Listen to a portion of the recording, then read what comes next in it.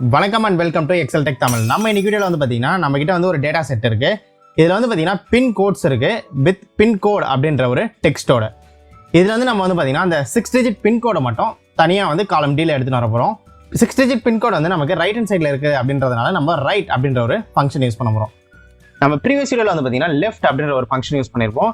அங்கே வந்து பார்த்தீங்கன்னா நமக்கு தேவைப்படக்கூடிய டேட்டா வந்து செல்லில் லெஃப்ட் ஹேண்ட் சைடில் இருந்ததுனால நம்ம லெஃப்ட் அப்படின்ற ஃபங்க்ஷன் யூஸ் பண்ணோம்.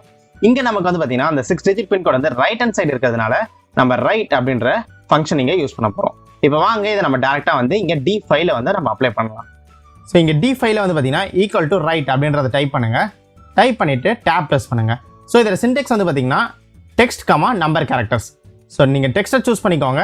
கமா எத்தனை கேரக்டர்ஸ் நமக்கு வேணும், நம்மளோட பின்கோட் வந்து 6 டிஜிட் இருக்கிறதுனால நம்ம 6 அப்படின்றத டைப் பண்ணிவிட்டு என்டர் ப்ரெஸ் பண்ணுறோம். ஸோ நீங்கள் எந்த ஒரு எக்ஸல் ஃபார்முலாலையுமே வந்து ஃபார்முலா என்டர் பண்ணிட்டு டேப் ப்ரெஸ் பண்ணிங்க அப்படின்னா வந்து ஓப்பன் ப்ராக்கெட் ஆட்டோமேட்டிக்காக எனேபிள் ஆகிடும். அதே மாதிரி நீங்கள் என்டர் கொடுக்க சொல்ல க்ளோஸ் ப்ராக்கெட்டை வந்து ஆட்டோமேட்டிக்காக எக்ஸலே வந்து க்ளோஸ் பண்ணிக்கும்.